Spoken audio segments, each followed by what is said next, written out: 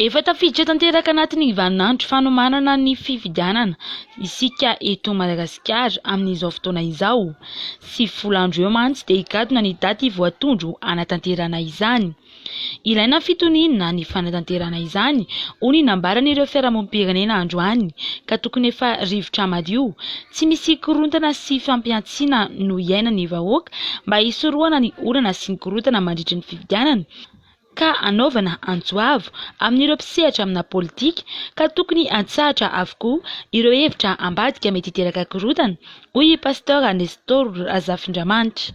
Efa tokony rivotra hafa zany ny ainana, ho apetraka ny société civile, ho apetraka ny mpanao politika, ho apetraka ny candidat, apetraka ny CENI ary ny gouvernement efa mazava. Tokony samy maray ary dia izay ny hitezana ny vahoaka, hiatrehan'ny vahoaka zany fitoniana ny fifidianana sy aiza misafidy hoe iza ary iza ny makaiza. Ka za zany zao raha amin'izao vanim-potoana izao dia za tena miantso aloha ny mpanao politika rehetra, na mpanohatra na tsy mpanohatra, mba samy tony aloha. Tokony hafa mihitsy zao ny rivotra hatrehana ao anatin'izao 90 jours alohan'ny élection zao.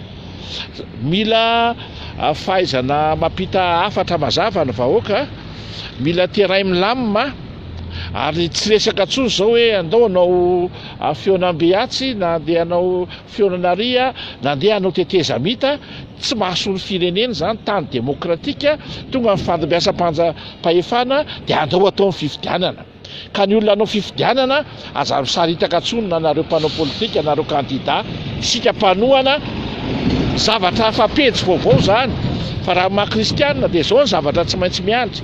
Eto ambavaka ny firenena aloha voalohany, entina ambavaka mba hilamina, entina ambavaka mba hizotra tsara zany fandehan'ny fifidianana mialoha mandritra ary aorianan'ny fifidianana. Tokony olona tia tanindrazana matahotra an'Andriamanitra ary tia vahoaka fa tsy olona tia tena no hitondra ny Madagasikara hoy hatrany Pasteur Nestor Razafindramanitra.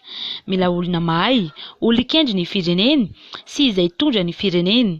Araka izany dia tokony hisafidy ny malagasy amin'ny fifidianana mba ho tombontsoa ny firenena raha ny fanazavany.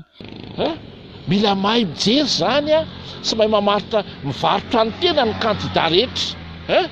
Everiko fa zany ny zava-dehibe ary tsika mila mamantatra tsara ary vahoaka malagasy iza ny olona manam-pahendrena. Fa raha ny ara-tsoratra masina ho anay mpitondra fivavahana, raha izay ary tsy mahay mitondra ny ankohonanay, ahoana ny hitondranay ny fiangonan'Andriamanitra? Zany ny soratra masina.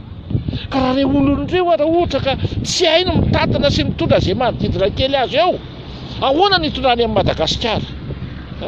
Ary vahoaka malagasy samy mivavaka mba azo filoham-pirenena mendrika isika ary azavariana n'izao zao tokony fantatsika malagasy dia izao. Constitution lalàna ambony indrindra eto Madagasikara. Constitution, inona ny ambaran'ny constitution aloha voalohany? Io zany fiatsika ny amin'ny fifidianana. Tokony ampahafantarina mazava amin'ny vahoaka ihany koa hoy Pasteur Nestor Razafindramanitra ny mombamomba ireo candidat hirotsaka ho vidiana mba ahafahan'ny vahoaka misafidy izay hita fa mahafeny asa fitondrana ny Madagasikara.